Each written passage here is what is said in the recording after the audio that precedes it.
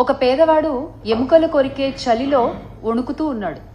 అది చూసిన ఒక పెద్ద మనిషి, అలా వణుకుతూ ఎంతసేపు ఉంటావు, ఆగాగాగు, నేను లోపలికి వెళ్ళి నీకు చక్కగా వెచ్చటి రగ్గు తీసుకొచ్చిస్తాను, అది కప్పుకున్నావంటే చాలా బాగుంటుంది ఈ చలిలో నీకు అని చెప్తాడు. చెప్పి ఆ పెద్ద మనిషి పాటికి ఆ పెద్ద మనిషి వెళ్ళిపోతాడు.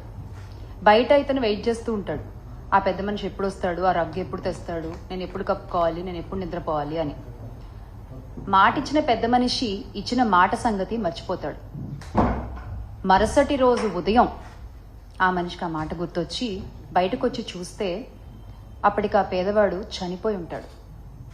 అతని చేతిలో ఒక ఉత్తరం ఉంటుంది. అది తీసుకుంటే దాంట్లో ఇలా రాసి ఉంటుంది, అయ్యా, నా శరీరం చలిలో ఉన్నా ఆ చలికి అలవాటు పడిపోయి ఉంది, బతికున్నా నేను అప్పుడు.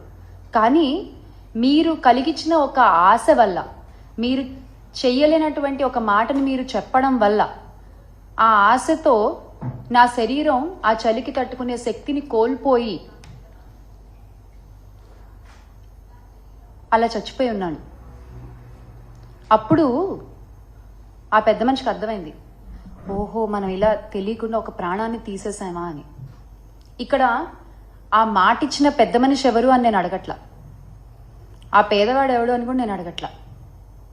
తెలుసుకోవాల్సింది ఏంటి అంటే, చేత కానప్పుడు, చెయ్యలేనప్పుడు మాటలు చెప్పకూడదు, ఆశలు కలిగించకూడదు. వీటినే అచ్చ తెలుగు భాషలో చెప్పాలంటే శుష్క వాగ్దానాలు అంటారనమాట. ఇప్పుడు ఈ ప్రస్తావన ఎందుకు తీసుకొస్తున్నాను అంటే, చంద్రబాబు నాయుడు గారు మా అక్క చెల్లెమ్మలని, మా మహిళలని మరోసారి నమ్మించి మోసం చేశారు. ఆయన మాకు ఇస్తానన్న వాగ్దానం నిలబెట్టుకోలేకపోగా, ఇస్తానన్న హామీలు ఇవ్వకపోగా, జగనన్న ఇస్తున్న పథకాల్ని కూడా ఆపేసి ఈ రోజున ఆంధ్ర రాష్ట్రంలో ఉన్న మహిళలకి, ఆడపిల్లలకి, వారి కుటుంబాలకి తీవ్ర ద్రోహాన్ని చేశారు. ఎన్నికల సమయాల్లో సూపర్ 6 అంటూ పెద్ద పెద్ద బ్రాండింగ్స్ వేసుకున్నారండి కూటమి ప్రభుత్వం. మనం చూడొచ్చు ఇక్కడ ఈ సూపర్ 6 అంటూ ఈ పెద్ద పెద్ద బ్రాండింగ్ని పట్టుకుని కూటమి నాయకులు పవన్ కళ్యాణ్ గారితో సహా ప్రతి ఇంటికి తిరిగి ఈ హామీలన్నీ ఒక పేపర్పై పెట్టి నాయకులు సంతకాలు చేసి ప్రజలకు ఇచ్చారు. దీన్ని ఒక బాండ్ పేపర్లా భావించండి, మా హామీలకి ఎటువంటి ఢోకా లేదు అని చెప్పారు. అందరూ సంతకాలు చేశారు. కానీ ఈ రోజున అధికారంలోకి వచ్చిన తర్వాత వీటి ఊసే లేదు. ఆ రోజున మీరు అబద్ధాలు చెప్పి బాండ్ పేపర్లు అంటూ ప్రతి ఒక్కళ్ళు సంతకాలు చేసి ఈ పేపర్ని ప్రజల చేతిలో ఇలా పెట్టి, ఈ రోజున మీరు వచ్చిన తర్వాత వాటి ఊసే ఎత్తకుండా ప్రజల్ని మోసం చేస్తుంటే, ఆ రోజు మీరు పెట్టిన సంతకాల విలువేంటో మీరే చెప్తున్నారు. ఇదేనా మీ సంతకం విలువ? ఈ రోజు ఉదయం జగనన్న కూడా ఇదే విషయమై ఆంధ్ర రాష్ట్ర ప్రజల పక్షాన, అలాగే మహిళల పక్షాన ఎదుర్కొంటున్నటువంటి సమస్యలపై, ఎగ్గొట్టేసిన హామీలపై ట్విట్టర్ వేదికగా చంద్రబాబు నాయుడు గారిని నిలదీయడం జరిగింది. ఇప్పుడు ఒక సాటి మహిళగా మా మహిళలకు జరుగుతున్న అన్యాయాలపై నేను కూడా అడుగుతున్నాను. ఎందుకని ఇలా పదే పదే మహిళల్ని మీ మాటలతో నమ్మించి మోసం చేస్తున్నారు? ఇది చీటింగ్ కాదా? ఇది అన్యాయం కాదా? అసలు ఇలా మహిళల్ని మోసం చేస్తున్నందుకు చట్టపరంగా మీ పైన 420 కేసు పెట్టచ్చు. ఎందుకు మీరు ఇచ్చిన వాగ్దానాలపై మీకు అంత చులకన భావం? ఎందుకు మీ మేనిఫెస్టో అంటే మీకు అసలు అంత లెక్క లేదు? ఎందుకు ప్రజలకు ఇచ్చిన మాటల్ని టేక్ ఇట్ ఫర్ గ్రాంటెడ్ గా తీసుకుంటారు మీరు? ఇదేమీ మీకు కొత్త కాదు, ఇదేమీ కూటమి నాయకులకి కొత్త కాదు.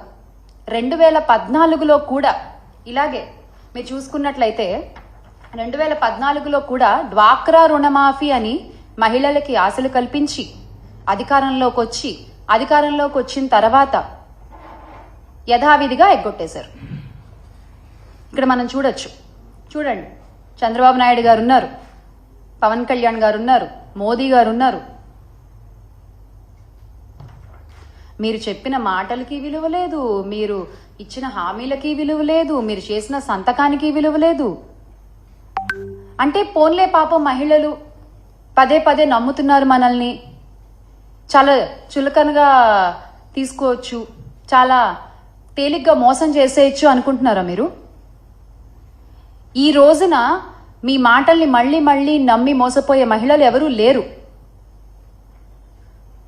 ఖచ్చితంగా ప్రతి మహిళ ఈరోజు మిమ్మల్ని గద్దె దించే ప్రయత్నం చేస్తున్నారు.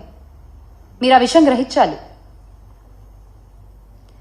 అరే అసలు అన్ని హామీల్లోకి కూడా తల్లికి వందనం అనేది మా ముఖ్యమైనటువంటి హామీ అని మీరు చెప్పుకుంటూ వచ్చారు. ఆ తల్లికి వందనం గురించి మీరు ఎలా ప్రచారం చేశారో కూడా ప్రతి ఒక్కళ్ళకి తెలుసు. ఏడాదికి రూపాయలు 15,000 చొప్పున ఇస్తామన్నారు. అది ఇవ్వకపోగా మీరు అధికారంలోకి రాగానే జగనన్న ఇస్తున్నటువంటి అమ్మఒడి పథకాన్ని కూడా ఆపేశారు. గత 7-8 నెలలుగా పిల్లలు, తల్లులు మీరు ఇస్తానన్న ఆ తల్లికి వందనం హామీ కోసం ఎదురు చూస్తూనే ఉన్నారు. ఆ పిల్లల ఎదురు చూపులకి మీరేం సమాధానం చెప్తారు? ఆ తల్లుల ఎదురు చూపులకి మీరేం సమాధానం చెప్తారు? వాళ్ళ భవిష్యత్తుకు మీరేమి సమాధానం చూపిస్తారు? మేము ప్రశ్నిస్తున్నాం ఈ రోజున రాష్ట్రంలో ప్రతి ఒక్కళ్ళు జగన్మోహన్ రెడ్డి గారు ఉంటే అనేటువంటి ప్రశ్నని వాళ్ళకి వాళ్ళు వేసుకుంటున్నారు. ఖచ్చితంగా దానికి తగ్గ సమాధానాన్ని త్వరలోనే మీకు చూపిస్తారు. అసలు ఏ రకంగా ప్రచారం చేశారండి మీరు? ఇంటింటికి తిరిగి ఎంతమంది పిల్లలు ఉంటే ప్రతి ఒక్కళ్ళకి నీకు 15,000, నీకు 15,000, నీకు 15,000, ఒకళ్ళుంటే 15,000, ఇద్దరుంటే 30,000, ముగ్గురుంటే 45,000, నలుగురుంటే 60,000 ఇలా చెప్పుకుంటూ పోయారు కదా.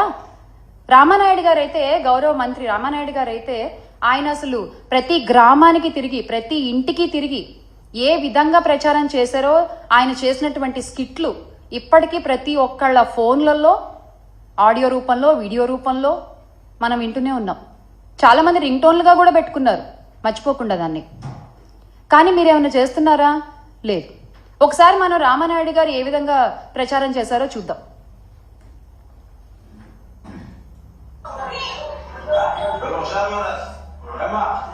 మళ్ళీ మన ప్రభుత్వం వచ్చాక అందరికీ కూడా 15,000, 15,000, 15,000, 15,000, మీరు 18,000, మళ్ళీ ఇస్తున్నాడు రాసిపెట్టుకోండి. మళ్ళీ 15,000, 15,000, 15,000, 15,000, 15,000, 15,000, మీకు 18,000, మీకు 18,000, మీకు 18,000, మీకు 18,000 రాసి పెట్టుకోండి.